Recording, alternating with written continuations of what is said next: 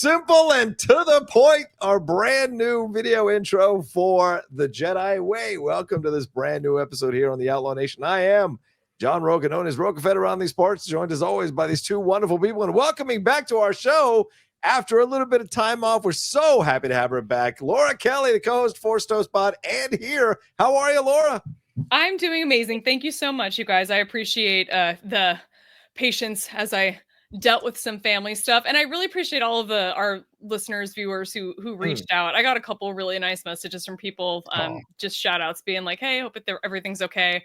That was really nice, really thoughtful that people take the time to do that. I so appreciate it. But very, very happy to be back talking Star Wars with you guys. Have I bragged yet on this show about how they filmed the Apple TV show Dark Matter in front of my apartment sometimes? No. I feel like I did bring it up at one point. Didn't you say someone was running, one of the actors was running across? Yes, Joel Edgerton. So he was like running Star Wars back to I can bring it back to Star Wars no matter what.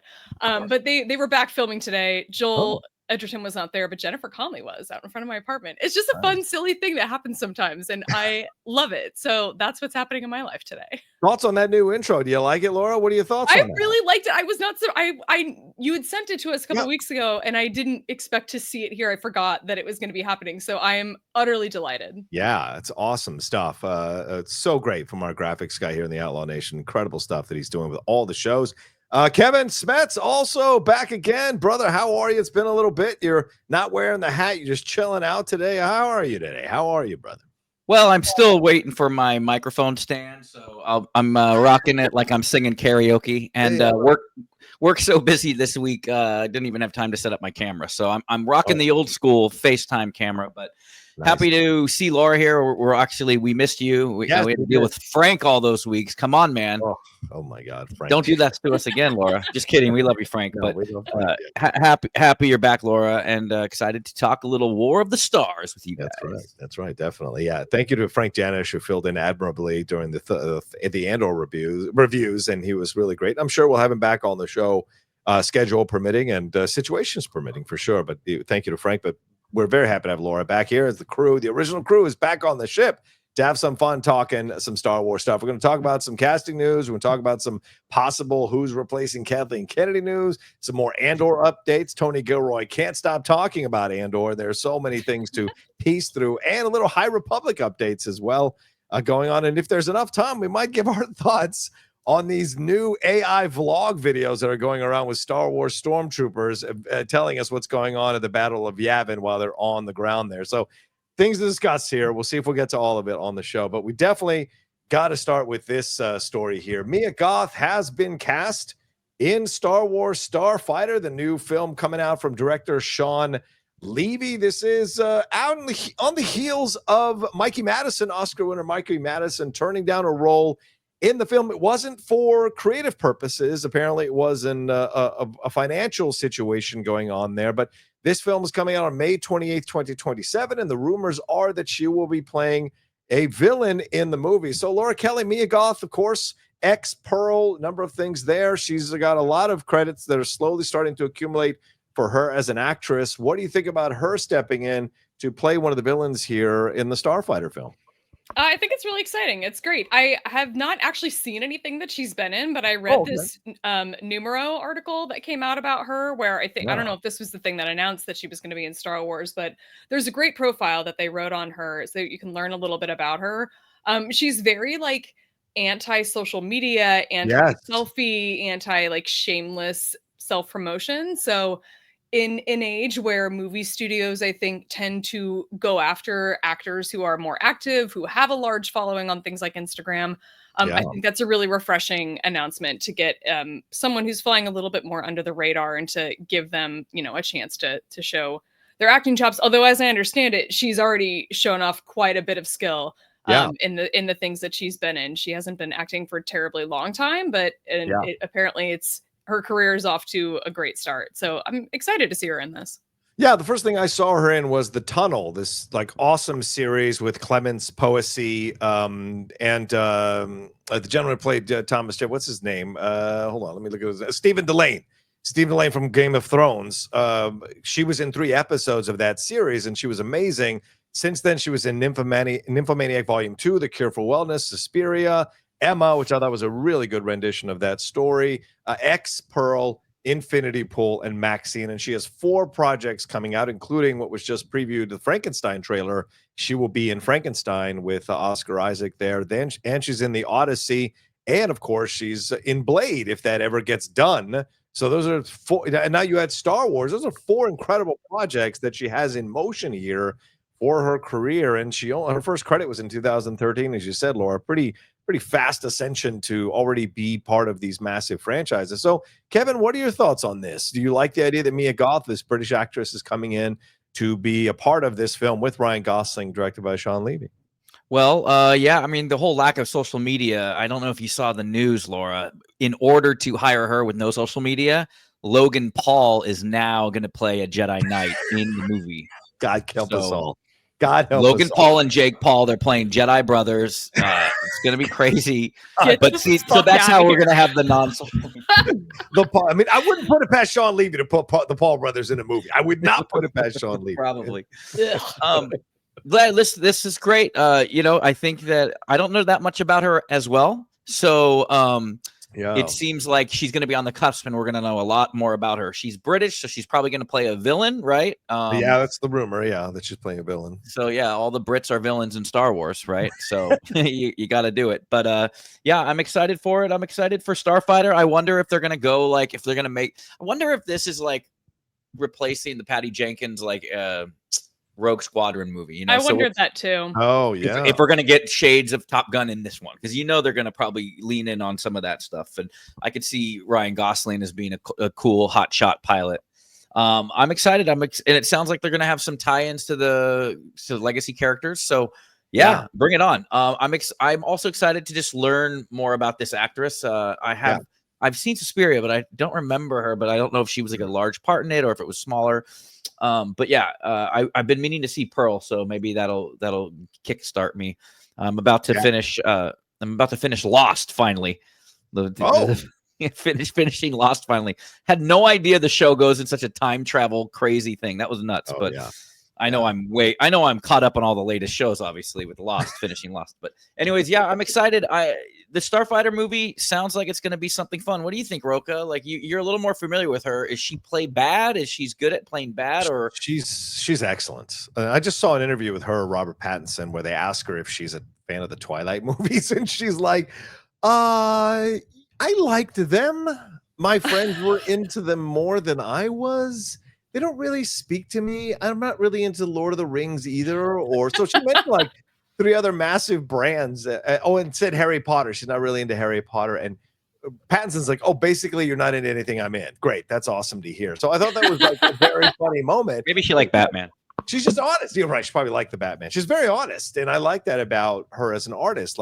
She's not in a mean way. And it's very, just kind of chill. She was trying to respect Robert's feelings. And so I like that she has this energy, that she's very clear about who she is. She's in control of who she is. She's composed at such a young age for what she wants to do. And you can tell that she's an artist, especially doing these horror films. She goes to these really interesting places when you watch her performances. So I like it. And again, this film is getting a really strong cast to be a part of it. So it's getting me more and more excited. Look, going from Mikey Madison to Mia Goth is not a step down. Those two are comparable in terms of talent. One just has an Oscar for now, and the other one doesn't, but they're both pretty good actresses. So I'm excited that this is what they wanted to do with this role. They knew they wanted to bring somebody with depth and complexity to play this role, and we saw that recently with Ivana Sakno, another fantastic actress, and we'll see what she's going to do in Megan 2.0. But I liked what she did with Ahsoka in the season 1. So to me, I like that they're mining the depths of these really good actresses to bring them in.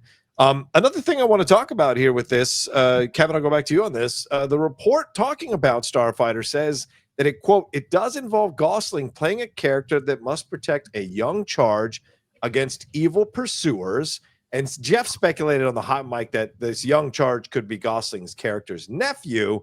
And there's even rumors that this could connect up to the Rey movie, possibly. So what do you think about this, that this is the angle they're going with, possibly, that he is, Gosling is, in essence, protecting his young charge against these evil Sith who might be coming after this nephew because he's Force sensitive in some way and could change the balance of the universe? Well, this is going to be the first movie coming out after Mandalorian and Grogu, right? Yes, I think so. Yes. So this will be the first post episode 9 movie coming out.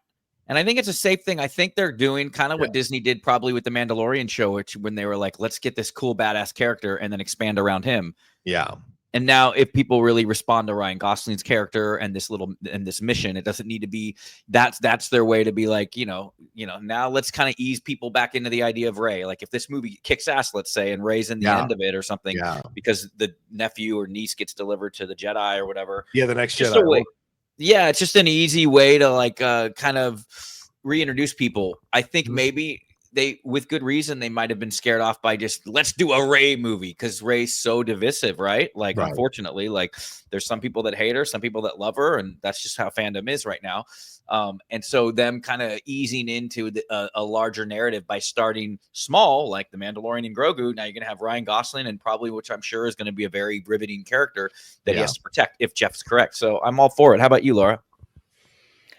I don't know if I have too much to add to that. I'm mildly interested in this movie. I'm excited to see Ryan Gosling in Star Wars, but I'm sort of keeping all my expectations reserved at this point, which I think is kind of the way to go when it comes to Star Wars films. But Laura, do you think they're trying to have their cake and eat it too? Because they're trying to say that this is they're saying this is a standalone film. This is what Shawn Levy said at Star Wars Celebration in Japan in April. It's not a prequel, not a sequel. It's a new adventure. It's set in a period of time that we haven't seen explored yet. Yet, as Kevin just speculated, a lot of people are thinking that if this is the thing with that Ryan Gosling is protecting a young charge against evil pursuers, that he's going to be delivering him to Rey's new Jedi Order. So yes, it's a standalone, not a prequel or a sequel, but it still is connected to the overall story of Star Wars, and it's rumored to be set 5 years after the end of Rise of Skywalker. So do you think they're trying to have their cake and eat it too here a little bit, Laura? And is this what they have to do now because people have such strong feelings about this sequel trilogy? Yeah, I mean, I think that's a valid speculation. I also think that this is one of those things that we speculate now, and like 3 years from now, we're gonna be laughing, be like, "What the hell were we thinking?" There is no way they were ever gonna do that. So I don't know. I think that would really defeat the purpose of being like, this isn't of saying this is a standalone film. I think that they're really trying to get away from maybe doing the multiple episode and committing to doing a long-term story like that. And I can totally see why after the sequel trilogy. So they're saying that standalone. I'm going to take them at their word for it for now. Okay. All right. Fair point. Well, so we'll see. We'll see what happens as more news and more stories going to come out on this for sure. And if this thing happens, as Laura said, cautiously optimistic, but we'll see. Because we know the history of Star Wars films being announced and what happens afterwards. Well, let's move on to another bigger story here. And Kevin, I want to get your thoughts on this. So THR did a massive breakdown of ascendancy in Hollywood and how certain companies are dealing with older people who are in charge being moved out of those positions or stubbornly holding on to those positions or undercutting the people who come in to try to take those positions. The Bob Iger, Bob Chapek thing was talked about. CAA was talked about.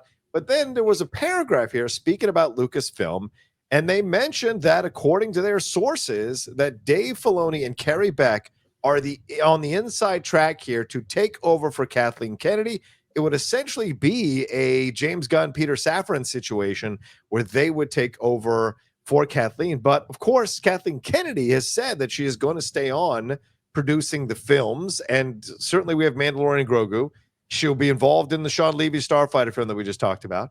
She said that she will be executive producing or producing the Simon Kinberg trilogy. So do you like this idea? And what do you think about almost like an unofficial three-headed monster here in charge of Lucasfilm? You know what that reminds me of more than the DC situation is the studio with Seth Rogen. You had Patty, Catherine O'Hara's character, pushed out, but then I'm still going to produce movies and stuff, and Seth Rogen takes over, which would be Dave Filoni. I don't know. I think for me, I mean, I'm gonna add a little more to it. Give me a second. Come on, Rocha. All right, sorry. Make my studio reference first. I'm just not as interested in a lot of these behind the scenes like machinations. Like really? Okay. Butchered that word wrong. Only because there's so much hate out there for Kathleen, and there's hate for Filoni, and no one can enjoy one thing without hating on the other. So like Andor fans, I saw a meme where it was talking about like Andor is Star Wars and Ahsoka is Filoni Star Wars. So like if Filoni takes over, people are worried that we're never going to get real gritty, like not gritty, I don't like that word, but like real stories like Andor, right? Yeah. So I think a lot of people going, and another example of why I'm so tired of the behind the scenes machinations is the whole, and as you're talking to a Snyder fan here, the whole hate a lot on Superman before the movies come out because the Man of Steel diehards. I love Henry Cavill. He'll always be Superman to me, but I'm going to give the new one a shot. Right. So, and there's a lot of vitriol before that movie even comes out. So unfortunately, these behind the scenes things I don't really take too much stock of anymore. Like let's just see the proof of the pudding. My only commentary on Filoni is I do like him. I do think that he is a student of George Lucas. Well, I had heard rumors confirmed by more than one person of people we know from the Schmodown that Filoni is not a fan of the KOTOR era, the KOTOR story. So that kind of is a bummer for me if Filoni were to take over. That's like if you have a favorite player on a team, but the new coach coming in doesn't like that player, that that player is probably going to say bye. So, but I do like what Filoni has done. Clone Wars is some of my favorite storytelling. So I'm sorry that I can't be more committal on an opinion of it. I'm just so tired of the behind the scenes things. People aren't giving James Gunn a shot. People never gave, a lot of people didn't give Snyder a shot. And Kathleen Kennedy got a lot of hate during Acolyte, but then she gets love during Andor. So it's like, geez, you know what I mean? I don't care who has the big office, the corner office, just get some Star Wars content out there. Yeah, I mean, looking at the quote here, Laura, or the blurb, there's only one paragraph. It was a massive article, but this was only the one paragraph here. And it says that the current thinking is a scenario where Chief Creative Officer Dave Filoni and production of Carrie Beck, both Lucasfilm vets, take co-head roles. And even as an arm of Disney, Lucasfilm remains in many ways a family business. George Lucas' protege Filoni long has been considered a golden boy. But the knock against him, as Kevin was kind of referencing, is that he might be too steeped in Star Wars lore and risks steering a show into dense mythology that loses a broader audience. He's not the Andor guy, he's the Ahsoka guy, says one Disney insider. Beck, who joined the company in 2012, knows the ins and outs, but neither she nor Filoni has much film experience, which could be mitigated by Kennedy's continued presence as a producer on certain Star Wars projects, ensuring quality control in the short term. So, yeah, it would be in essence a three-headed monster. And Carrie Beck and Dave Filoni, as Kevin was mentioning these titles, they have worked together on numerous animated projects. So you're not getting Carrie Beck coming from one area and Dave Filoni coming from another, so you're covering all the bases. You're essentially hiring the Dave Filoni team to take over with Kathleen Kennedy there as maybe a sounding board or a gentle guider of them as they take over. So what are your thoughts on this? Do you like the idea that they would take over? And B, what do you think about this unofficial three-headed monster in control of Disney still, I mean, three-headed monster is such a negative way to think about it. I have a much more positive outlook on it, I think, actually. And three-headed unicorn is what she. There you go. Beautiful. Isn't that a nice image? And not even remotely scary. So I have said this before, and I'll say this again. I don't think Filoni belongs in a boardroom. I think that's putting a choke collar on him, and I think that's holding him back as an artist and as a storyteller. I think Carrie Beck is a very natural choice to move into that role. So I'm trying to come around to this idea, though. I'm trying to be more open-minded about it. You don't take traditionally in corporate structure, I think you don't take the guy that is drawing cartoons on napkins in his spare time and on airplanes and put that guy in the CEO role. That's not traditionally how it works, really. But I'm trying to wrap my mind around it in a way of but what if you did? What if you did do that? What if it would that be the worst thing to try it out? Number one, it's definitely not a traditional route, but maybe it'll work. I'm trying to be more positive about the potential of that. I also wonder though, if that idea of having the two of them in place is sort of to prevent Carrie Beck from becoming Kathleen Kennedy punching bag 2.0. Like, this is yeah, bringing Filoni in is like hopefully going to quash some of that, and maybe that would be a good move. So you can't go after Carrie Beck for some creative decision that you don't like without also going after Dave Filoni. And a lot of these dudes, and it is a lot of dudes that are shouting about how Kathleen Kennedy is the worst thing to happen to Star Wars since midichlorians. Those same dudes are the ones that are calling for Dave Filoni to be in charge. right. So I think it's a really good strategic move in terms of like publicity and trying to like get some of the like YouTube hate out of Star Wars and tamp some of that down. But at the same time, I'm like, I just don't know if you want Dave Filoni like in a choke collar like that. I think you want him being the creative guy. I think that's a good role that he's suited for. And it gives him more opportunity to be a storyteller rather than sticking him in a corner office and throwing him to the board to answer questions and putting him at the mercy of Bob Iger and people like that. Like, I don't know if that's really the correct role for him, but who knows? Maybe I'm wrong. Maybe it'll work out for the best. And just to give Laura's comments some context, I mean, Laura works outside of doing the show with us in Four Stars Pod. She works for, a company and a business. There's a hierarchy, there's a board, there's all these kinds of things. So she's speaking from experience, having seen and experienced this in real life, as opposed to some of us who, have not been in that kind of situation ever before. So I think your points you're making are valid. And I kind of was half thinking this already with the Carrie Beck situation, is that they probably see Carrie as the natural next choice to lead Star Wars. She's young, she's hungry, she's got a lot of experience being in the franchise, but Filoni is kind of like a shield. Now, it doesn't mean that he's not going to do stuff. Of course he's going to do stuff, but maybe it's Carrie who's really in the boardroom, Carrie who's doing the CEO stuff, Carrie who's doing the front-facing stuff and dealing with all the parks and stuff. Because as a CEO, you're not just going, you know what, I'm just gonna, we're just gonna line up projects. No, you're gonna be dealing with all kinds of demands on the Star Wars franchise. There's so much Kathleen Kennedy dealt with that like 95% of it has not been seen by people, what she does behind the scenes to make this franchise run. It's beyond just the creative stuff. And so how much of that is Filoni, as you said, does Filoni have an interest in, let alone an ability to do it? And so maybe Carrie fills those holes in a way, and Dave being a part of it, of course he's going to be involved. Of course he's going to give creative input. Of course he's going to guide Star Wars, but he's also in a way providing a shield, as you said, for Carrie Beck, because it'll divert some of the hate away from Carrie. But, people, as Kevin mentioned, are starting to develop some hatred towards Filoni. You're seeing the Star Wars fandom turn on Filoni as well. So I think it's damned if you do, damned if you don't situation as it keeps growing. And the fact that Kathleen is still going to be there provides these people with the ammunition, all the ammunition they need for any future Star Wars projects to stumble or fall coming out of the gate. They'll just turn to Kathleen again. So I don't know that this solves anything necessarily, but you hope it could lead to a turning of the corner with some of the stuff. What do you think, Kevin, of anything I just kind of threw out here? Yeah, sorry. To be honest, I got a couple work things that I was kind of doing in the background. Not that in the background, I do understand. And I do think that with Filoni, I really like what Laura had to say about, a guy writing on a napkin. He's a dreamer. He's a storyteller. And if he starts having to make board meetings all the time, that could seriously affect what he dreams up next, and whether you love him or hate him, and from the recent stuff he did, like he did give us one of the most beloved characters with Ahsoka, so I'd want to see more of that and less of him having to decide budgets and all of that, Well, I guess we'll see how James Gunn's doing, because he has a lot of those responsibilities too, I would assume, and he was able to balance directing a movie, so right, so we'll see. He's kind of like the test run. Yeah, and certainly the reactions have been certainly interesting over the last few months over that.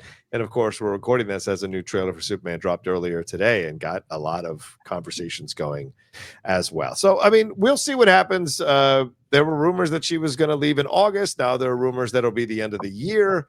But whenever it happens, it's clear that even the trades are on this train, basically indicating that she is going to step down very soon.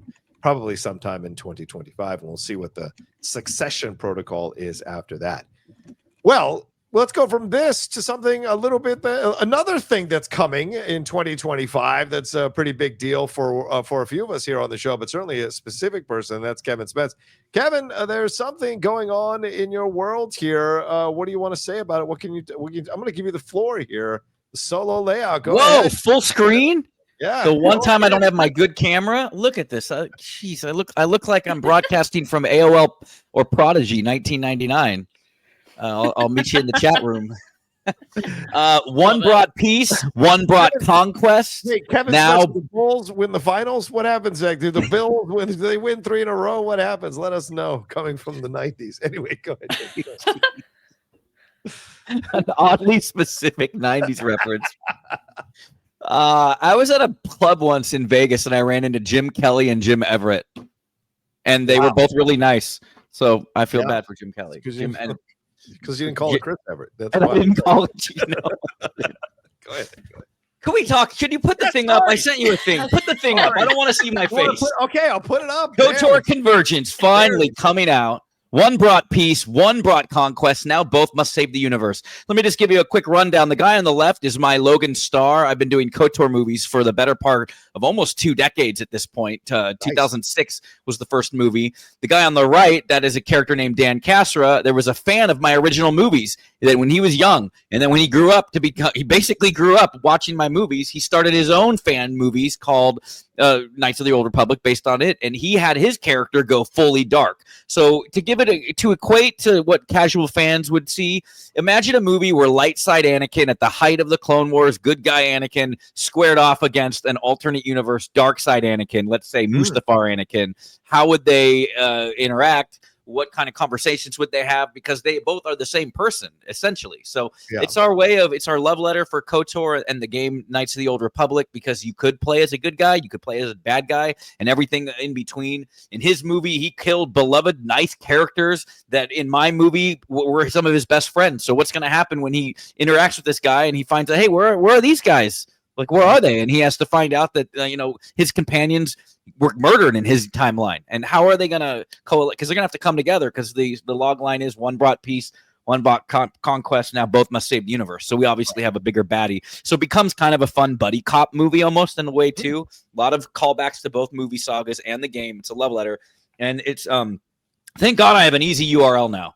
www.revanmovie.com. First of all, I don't know how I got it. If Filoni does end up liking KOTOR and wants to buy or wants to do a Revan movie, they might have to call me if they want that domain. I might make a little cash there. You want the Revan movie domain? But revanmovie.com. Go there now. It's going to automatically just link you to my YouTube channel. Go ahead and subscribe. This Saturday, it's at 2 p.m. Pacific, 5 p.m. Eastern. I know it's on Father's Day weekend. It's probably going to be beautiful weather, so West Coast, you might have to catch it later, but it's going to be a live screening. A lot of the filmmakers are from overseas, so we wanted to have it to where they can enjoy it as well and not have to do it at midnight. So it's airing a lot. It's going to air a premiere on my channel at revanmovie.com, and you could watch it with the filmmakers. There's a lot of fans. There's a lot of hype. If you see my channel already, we've done into the Spider-Verse type recaps. You remember in the Into Spider-Verse? Oh, let me tell you who's the only Spider-Man. I'm the only Spider-Man from the movie. We do those kind of things with the KOTOR characters and stuff like that. And I don't want to go on too much longer, but I will say that it's been 3 years in the making, and I'm going to be glad when the production is over. We're doing the final mix right now. My friend Brian DiDomenico, who's done audio mixing for the Mass Effect games, Mass Effect 2, and he's doing he's doing another big AAA game right now. He's doing audio pass on the mix. So shout out to them and the team. Including Darth Farquhar, the co-director, Brandon Twigg, who does a lot of the magic of what you're going to see in the version in the game, the writer Greg Mitchell, and then our CG Chris, Burning Earth Chris, who does a lot of CG. Some of the CG is so good it shines the old video game, because remember, we're using the video game engine as the storytelling device. So it's exciting. Thanks for letting me have the floor with that. 3 years in the making, and it releases this Saturday, June 14th. 2 p.m. live Pacific, 5 p.m. Eastern, 10 p.m. if you're overseas for the big, near 10 p.m. screening. And it's 2.5 hours, and it's a fun movie. It's a love letter. If you like the games, it's a love letter to that. For you guys, I don't know if you're that familiar with the games. You probably be lost from frame one, so maybe you wait a little bit, and I'll catch you up to speed. But that's it. And also read the Plagueis novel, Laura. Oh my God. Can't get past an episode without a mention. Of course. I should have done that full screen. What am I thinking? I'm just gonna watch everything you needed to know about KOTOR before you watch this video. I'm just gonna find a bunch of videos like that, so it'll get me all. There you go. Yeah. And I will be renting a theater out in probably in the fall when most of the cast and crew can be there. Nice. Maybe Rocha, I can pull your arm and we'll road trip up there and watch it. 100%. Let me know. Or you could fly out for it. And on the plane, you could read Plagueis while you're flying over to watch the KOTOR movie. It's perfect. You could. Chicago to LA is not 6 hours. What are you talking? It's a long novel. Anyway, all right. Anyway, so well, congratulations, Kevin. That's awesome. Tell them again, June 14th at 2 p.m. PT, 11 a.m. What time again? 2 p.m. Pacific, 5 p.m. Eastern, 4 p.m. Central or Mountain, one of those. I don't know. Yeah. You'll figure it out. Just go to that channel, revanmovie.com, and Filoni or Disney, Kathleen Kennedy. If you want that URL, you're going to have to, I'll send you my Venmo. Gonna have to throw down for it. It's great graphics. It looks awesome. What a great look it has to it, Kevin. So I'm excited to see it. You know, a lot of people have been talking about these Star Wars films, these Star Wars films on YouTube and other places on social media. As AI gets stronger and stronger, people will want to maybe turn to some of these filmmakers. So we may be looking at a future Star Wars filmmaker and Kevin Smets on the screen right now. So who knows? The world's a crazy place. You never know. Speaking of crazy, let's move on to something Kevin wanted to talk about a little bit as well. And that's Tony Gilroy here in his comments around Andor, Rogue One. I mean, he has not stopped talking since the end of Andor season 2. He's done a number of interviews. If you haven't watched his interview for the New York Times, that was one of my favorite conversations that he had as the guy was trying to undercut his point of his show completely. And Tony just deftly batted him away and batted him around. And in the end, came out looking fantastic. And so there's so much he's been talking about. But one of the things he talked about here is Rogue One. And there's an interview he did with, I think it was with Collider, and they were talking about it. He said, Rogue One. Oh, no, sorry. It was on the Happy, Sad, Confused podcast with Josh Horowitz. And when he was talking about Rogue One, he said, Rogue One, it was like, quote, there's a corpse on the table. What are you going to do? Could someone come in and save it? It doesn't help to be a fan of Star Wars at that point. I had to be ruthless. So essentially implying that he had to be ruthless, Kevin, here as he dealt with Rogue One. So you had issues with this. What are your thoughts on this? What are your feelings on this? Can't hear you. You're muted yourself. It's like my first time here, and I'm holding the mic like open mic night. Hey, what's the deal with airline peanuts?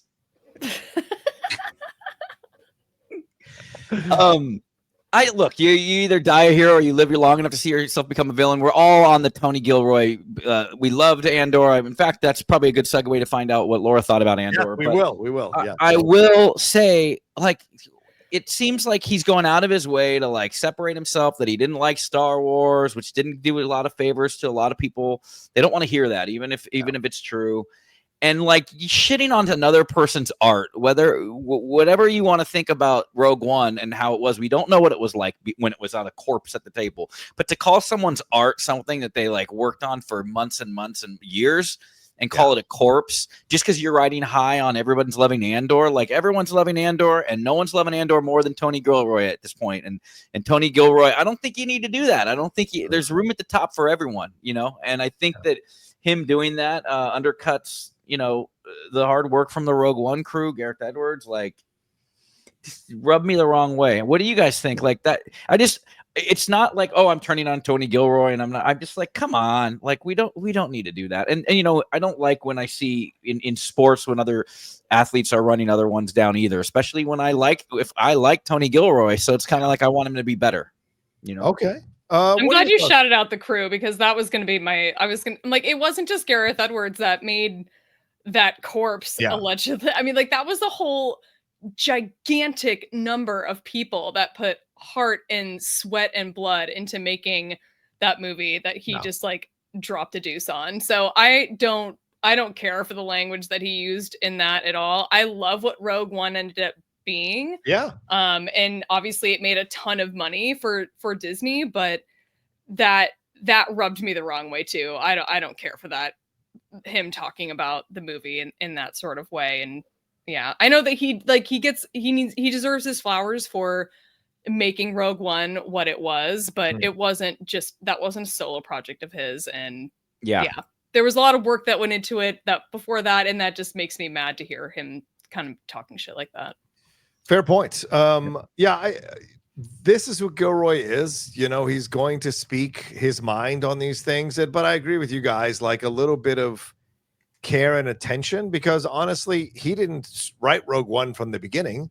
A lot of the Rogue One stuff was already in motion, and he came in to polish it up. And this is what ended up leading to him being able to do Andor, right? So yes, was he right? Did he come in and possibly save Rogue One? For sure. And then boom, that blossomed into Andor, which is amazing. So clearly he was the right choice to fix that film.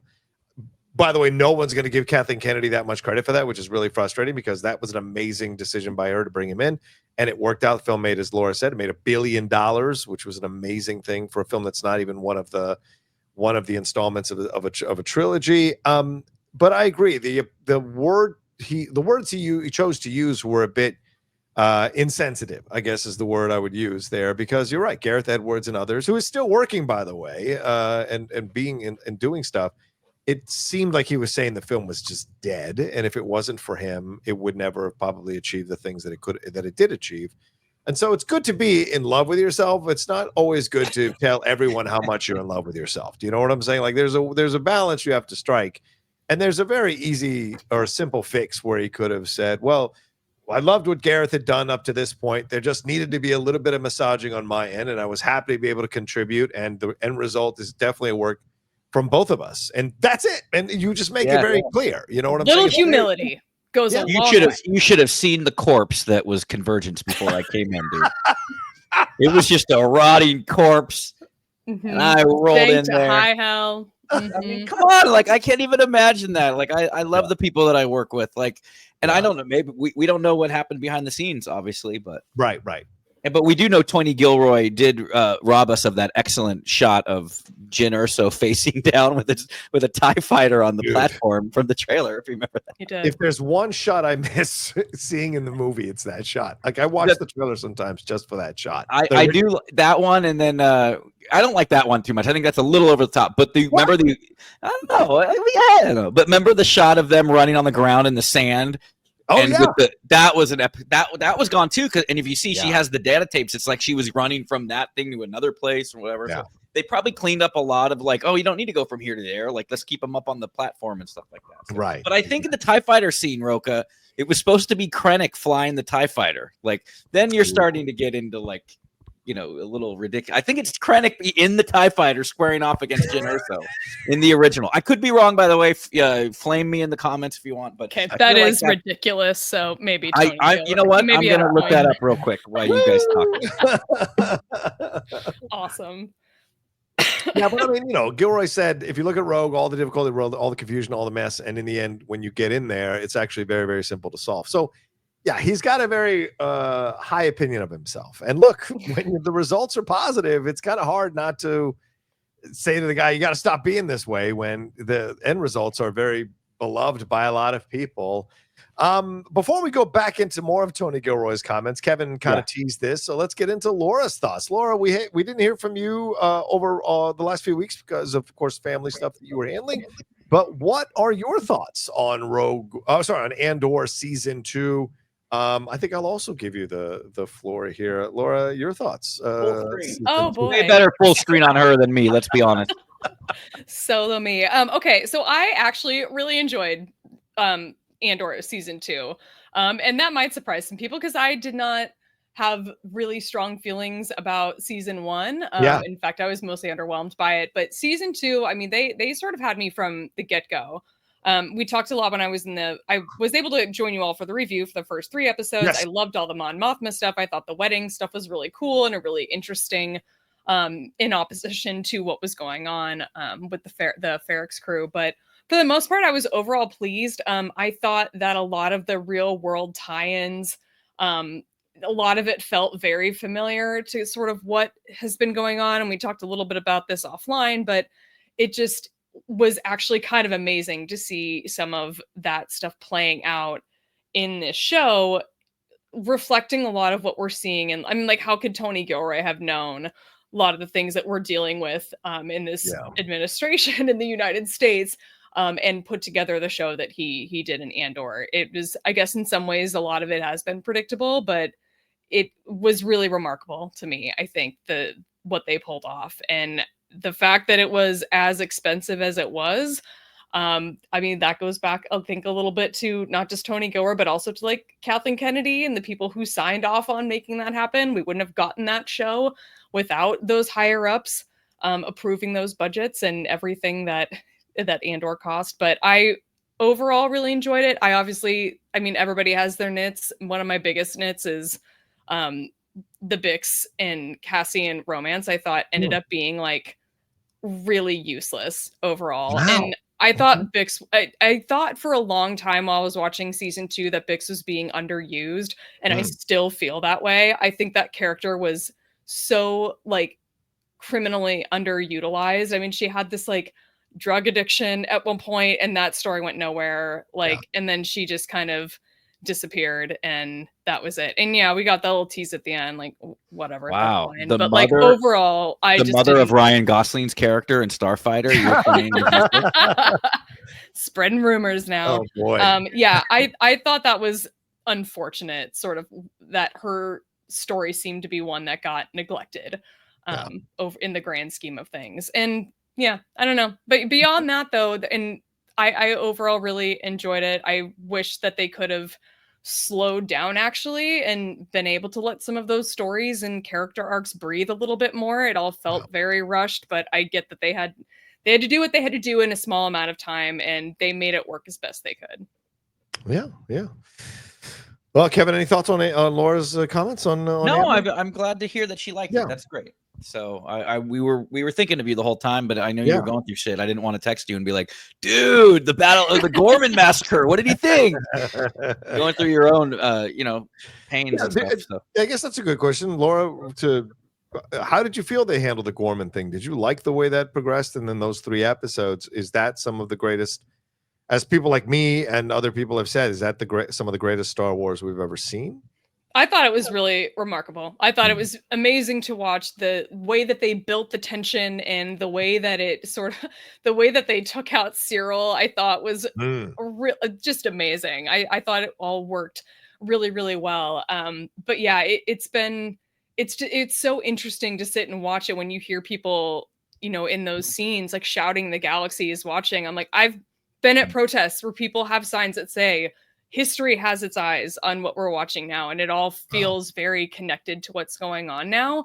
And I don't know, and I think it makes me feel a little bit more connected to the world, and to this country, and to the other people that are fighting against all of the horrendous things that are happening when we get to see things like this in the media. I think we get to connect with the fandom in that sense, but it also connects me to the real world fallout that we're seeing too. So that's heavy to deal with, but it also just makes me feel like sort of heard and understood in a lot of ways that I really appreciated. So it was really hard to watch and absolutely brutal, but I think that it's maybe one of the most important Star Wars stories that's ever been told. Yeah. If not the most important. Real quick, the greatest scene in all Star Wars ever, obviously, was when Anakin feeds Padme the peach across the table in Attack of the Clones. Using the Force. No, I'm kidding. Pear. I would like to ask you guys though, real quick. Pear, sorry, space pear. You're out, Kevin. Surrender the belt. Surrender the belt.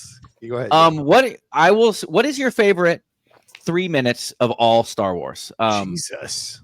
I know it's tough. I'm gonna put you on the spot. I could just tell you mine, and it's Yoda lifting the X-wing out of the swamp and saying, "I don't believe it. That is why you fail." That is my favorite 3 or 4 minutes of Star Wars. If you guys would, real quick, just offhand, if you guys could remember, and it could be something from Andor, or if you guys could nail it down, what your favorite 3 or 4 minutes are. I'd love to hear in the comments too for the fans what your favorite 3 or 4 minutes are. But what about you? If gun to your head, Rocha, what's your favorite 3 or 4 minutes of Star Wars? Leia in the bikini? No, I'm joking. My favorite 3 minutes.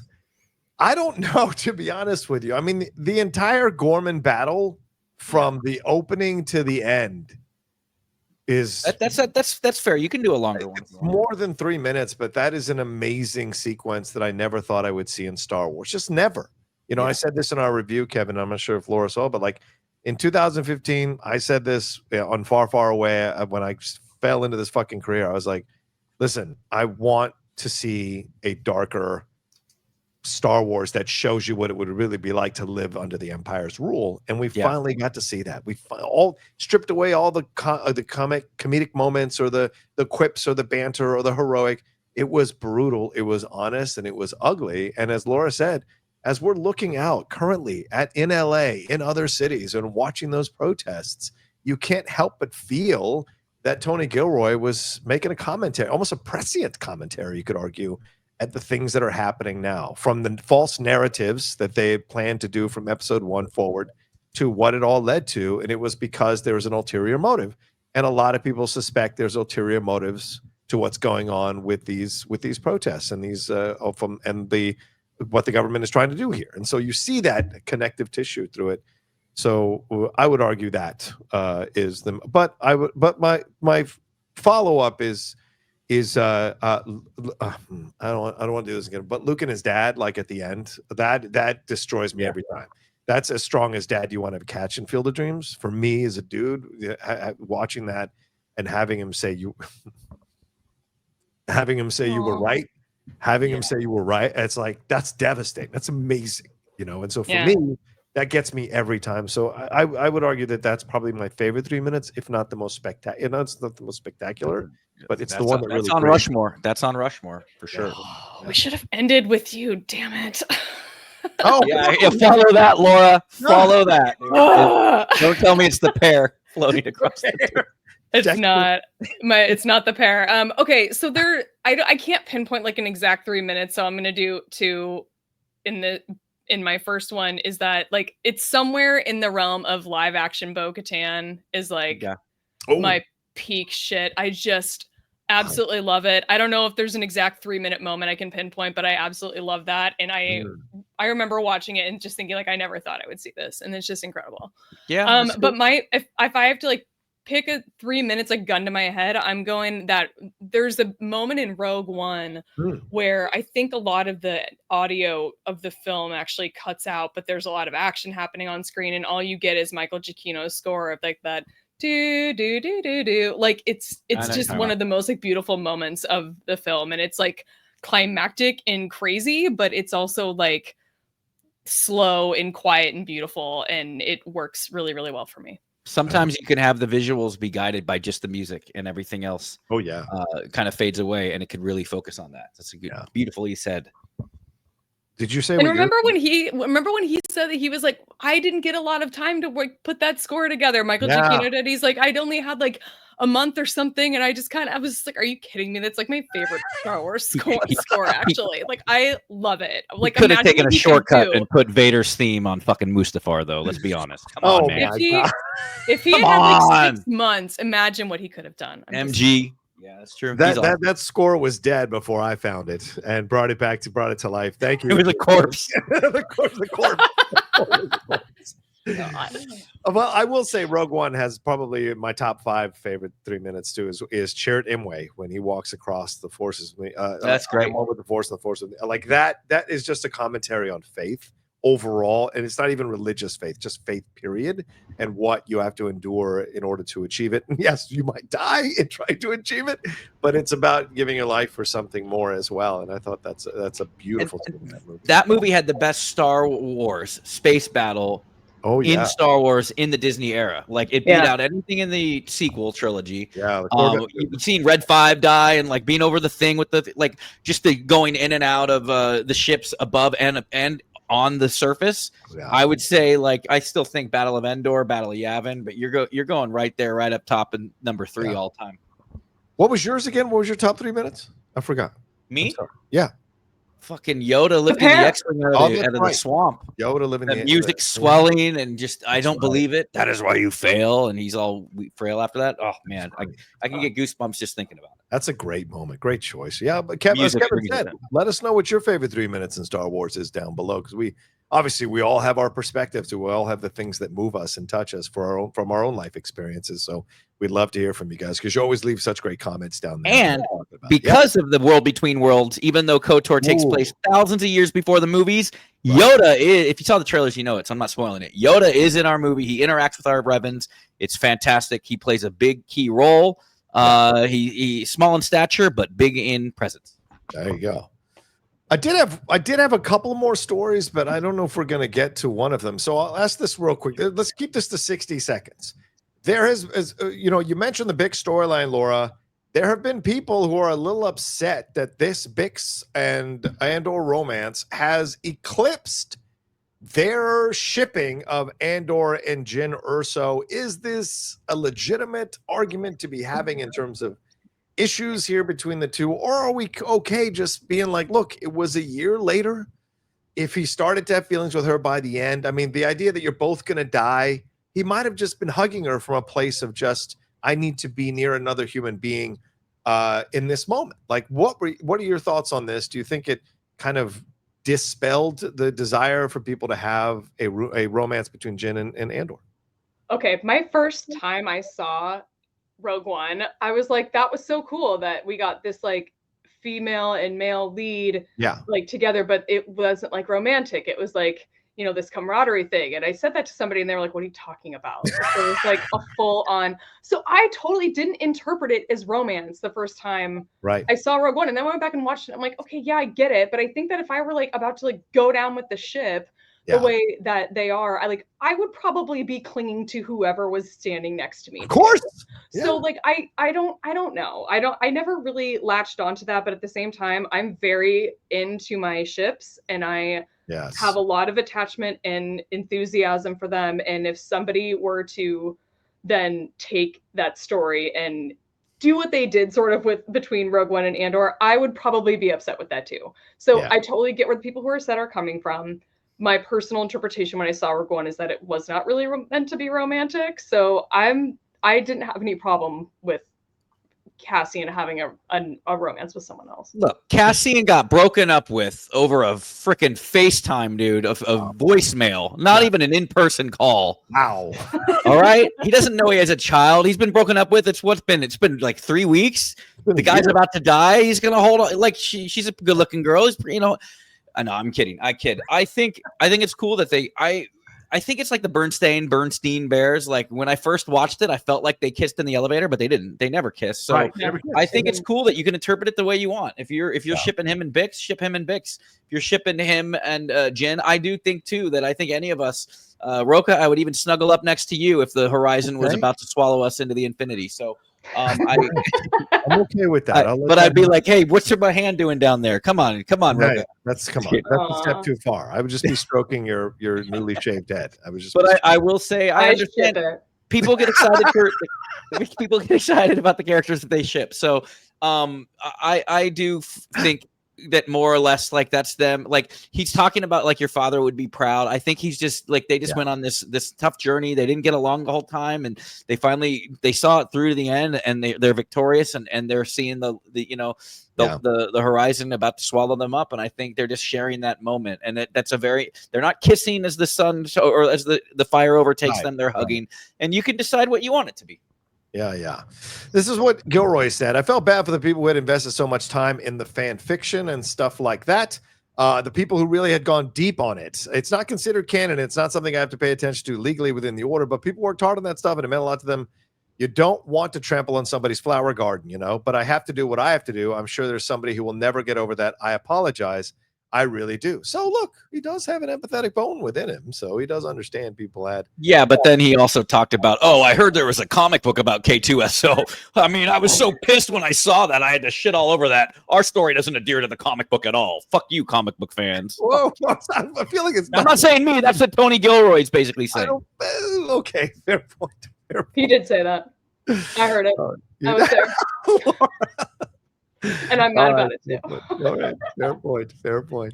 Yeah, I agree. I think the thing is that was a much more fleshed out romance. This thing with Jyn was a product of circumstance, and I think that's just a moment of two humans, or two people rather, just having the heightened experience of about to die, and they hold on to each other as one human would do with another human there before they're about to go. And if you see a little romantic feelings there, great.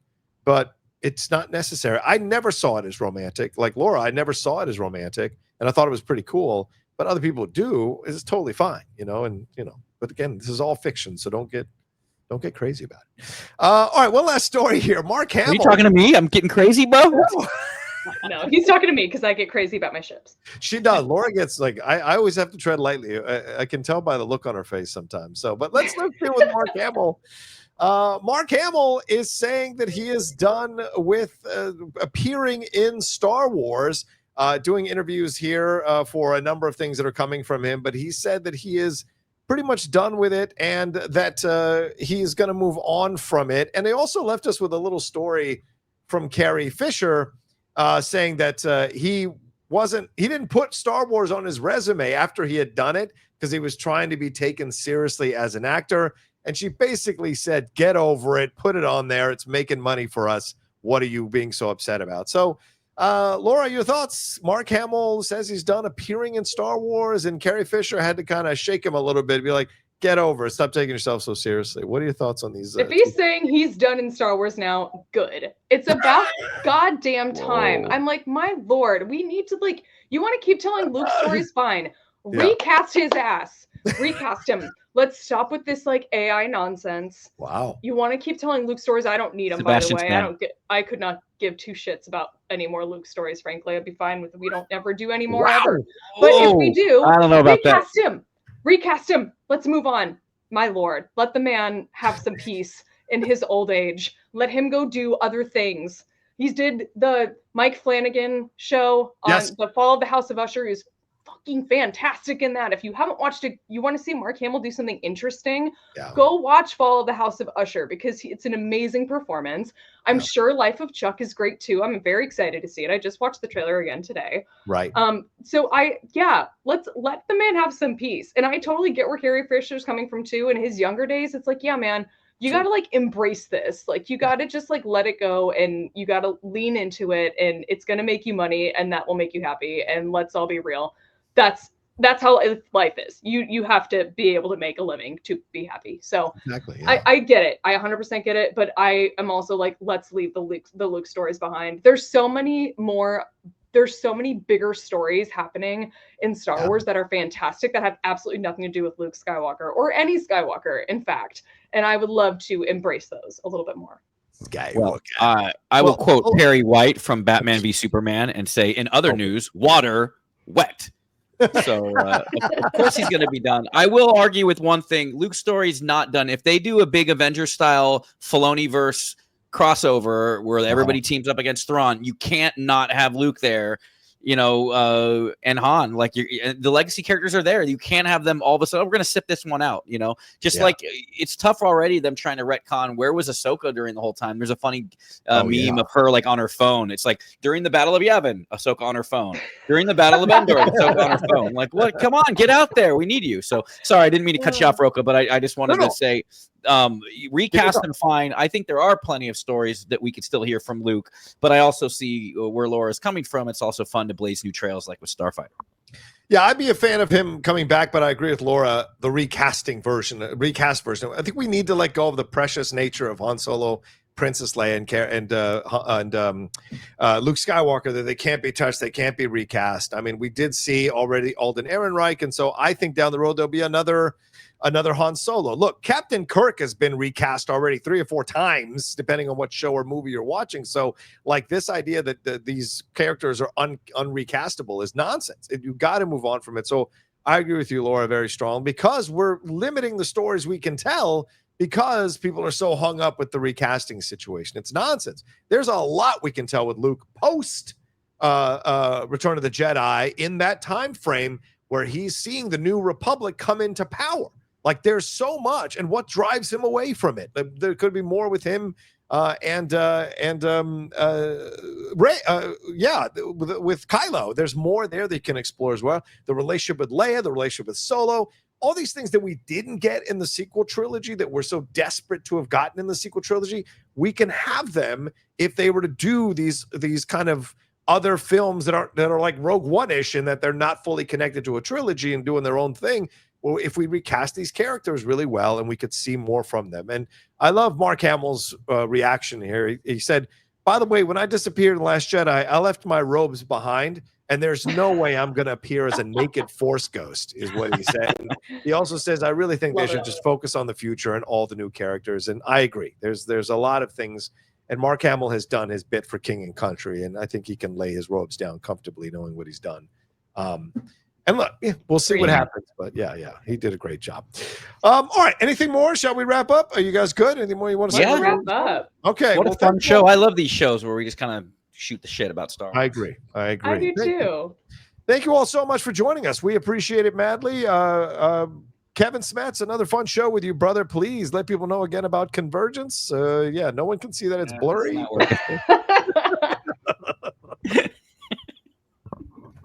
Here, I'll help you. Go ahead. Yes. RevanMovie.com. Come subscribe to the channel. See it this Saturday. It is a fantastic what if a light side version of Revan faced off with a dark side version of Revan.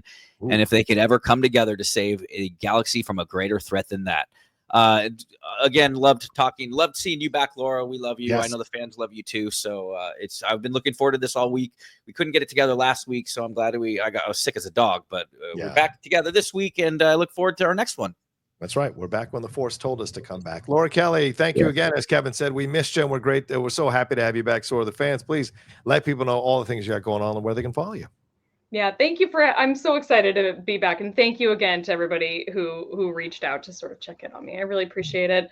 I will try to be more active on socials here. I've been enjoying my break, to be honest. But I want to sort of get back in the swing of things on Blue Sky, where you can find me at shutup-Laura. You can find my podcast, Force Toast, a Star Wars happy hour, at Force Toast Pod on Blue Sky. Alice and I will be back with a new episode of Force Toast on Tuesday, June 17th. We'll talk a little bit about the High Republic Trials of the Jedi, potentially. That book comes out that day. That's the big finale of the High Republic. And I have thoughts. I will keep them spoiler-free, but I have thoughts, and I want to share them somewhere. And I probably won't do it on Blue Sky. So jump over to Force Toast and listen to my thoughts there. There you go. Definitely do. We were going to get to it. We run out of time, but definitely hear Laura's comments and thoughts on the High Republic. I got the book the other day, and so maybe now it's time to finally read all of these at once and see where we are by the end of it. As for me, you can follow me at The Rocha Says, Twitter, Instagram, TikTok, The Outlaw Nation, on Twitch, of course, Blue Sky and Threads as well. But really, the most important thing is to subscribe down below. We'd really appreciate that. We're getting close to 40,000 subscribers on this little engine that could channel that I have here, and we'd really appreciate you guys coming aboard, spreading the word, retweeting this out, letting people know that we're talking Star Wars down here, and leave your comments about all the things we talked about, from Mark Hamill to Mia Goth and Starfighter to Carrie 3 Beck. minutes. Share your 3 minutes. Oh, yeah, there's 3 minutes, of course, your favorite 3-minute scene in Star Wars. Let us know all of it down there as well. All right, thanks so much. Take care of yourselves, everybody. And Laura Kelly, what do we have to tell them? Always remember, your focus determines your reality.